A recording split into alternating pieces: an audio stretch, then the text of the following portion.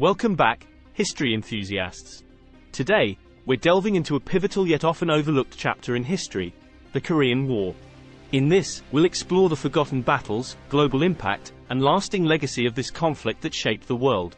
So, sit back, relax, and let's embark on this historical journey together. The Korean War, which took place from 1950 to 1953 on the Korean Peninsula, began as a civil war but quickly escalated into an international conflict with far-reaching consequences. To understand the war's significance, we must first delve into its historical context and causes. The Partition of Korea, 1945. From 1910 to 1945, Korea had been a colony of Japan. When it was liberated by Allied forces at the end of World War II, it was divided up into two occupation zones. These being the Communist Democratic People's Republic of Korea, also known as North Korea, and the Republic of Korea, also known as South Korea. The zones became sovereign states, divided at the border called the 38th parallel. Although the US and the Soviet Union withdrew their troops in 1949, tensions between the two countries continued to rise, which eventually led to the start of the war. Invasion of South Korea, June 1950. On the 25th of June 1950, North Korean forces crossed the border called the 38th parallel between South and North Korea, with the goal to reunify the Korean peninsula as a singular communist state. The newly formed United Nations called its members to protect South Korea. American troops were swiftly deployed, and they were followed by troops of different nations, including Britain, Canada and France. First Battle of Seoul. The First Battle of Seoul took place during 25-28 of June. When North Korean forces crossed the 38th parallel, they utilized a blitzkrieg-style invasion using T-32 tanks supported by artillery. The principal offensive, managed by North Korea, drove across the Imjin River towards Seoul. The Second Corps attacked along two widely separated axes. One went through the cities of Chungcheon and Inje to Hongcheon, while the other team went down the East Coast Road towards Gangneung. The South Korean army had no methods of stopping the tanks, as they lacked anti-tank weapons and had no preparations. In addition, the South Korean forces had blown up the bridge across the Han River, trapping their own soldiers and killing hundreds of refugees who were trying to evacuate the city. Within 3 days, North Korea had taken over the capital city of Seoul. Battle of Incheon, September 1950. The Battle of Incheon, also known as Operation Chromite, was an amphibious invasion, which means they used the strategy of using lots of naval power to inflict damage to the enemy. In the time span of 4 days, approximately 1,500 people died and 800 were wounded. In this battle, the United Nations ended up destroying a Korean fort, a patrol boat and an aircraft, which was a great victory for the United Nations. The largely undefended city of Incheon was secured and taken by the United Nations, and within a month, they had taken over 135,000 KPA soldiers prisoner. Second Battle of Seoul. The Second Battle of Seoul took place from the 25th till the 28th of September in 1950, exactly 3 months after the First Battle of Seoul. After the North Koreans had taken over the city, they had heavily fortified it with many 2.5-meter-high barricades in the city of sand and dirt bags. These barricades were protected by many landmines, wires and machine guns and anti-tank guns. The United Nations managed to overcome these barriers and recapture Seoul in 3 days. After these 3 days, they killed citizens who were suspected to be communist. Third Battle of Seoul. The United Nations started contemplating evacuating parts of South Korea after the PVA, who are the Chinese forces, had taken their first victory at the Battle of the Chongchon River. The Chinese Communist Party chairman, Mao Zedong, demanded the PVA to cross the 38th parallel into South Korea to pressure the UN forces. On December 31st, the PVA attacked the 1st, 2nd, 5th and 6th Infantry Divisions on the 38th parallel.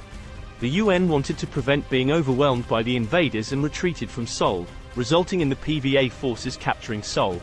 However, they were exhausted due to months of non-stop fighting since the intervention of China in the Korean War, thereby letting the UN regain the advantage in Korea. Operation Ripper. Operation Ripper, also known as the Fourth Battle of Seoul, was a United Nations military operation conceived by the Commander General Matthew Ridgway. The idea of this operation was to destroy as much as possible of Chinese and North Korean military around Seoul and the towns of Hongcheon and Chungcheon. The operation also aimed to bring UN troops to the 38th parallel. During the night of March 14 to 15, elements of the South Korean 1st Infantry Division and the US 3rd Infantry Division liberated Seoul, marking the fourth and last time the capital would have changed hands since June 1950. After the liberation of Seoul, the US marched forward, and by the end of March, US forces reached the 38th parallel. Chinese Spring Offensive. The Chinese Spring Offensive was a military operation conducted by the Chinese People's Volunteer Army. The operation took place in the summer of 1951 and aimed at permanently driving the UN forces off the Korean peninsula. The first offensive attack was on American forces, who fiercely resisted at the Battle of the Imjin River and the Battle of Kapyong, which took place at the same time over the period of the 22nd till the 25th of April 1951. On the 15th of May 1951, the Chinese commenced the second impulse of the Spring Offensive and attacked the South Korean Army and the US 10th Corps in the east. Although initially successful, they were halted on the 20th of May. The US 8th Army counterattacked the exhausted Chinese forces, inflicting heavy losses. However, the UN counterattack was halted by the Chinese near the 38th parallel, beginning a stalemate that lasted until the armistice in 1953. Stalemate. After heavy battles at the Imjin River, the North Korean forces became worn out and unable to beat the United Nations forces. This resulted in a stalemate in which both sides didn't advance any further. During this time, however, the United Nations started a heavy bombing campaign against North Korea, which destroyed about 85% of all buildings in North Korea and killed huge amounts of citizens. Armistice.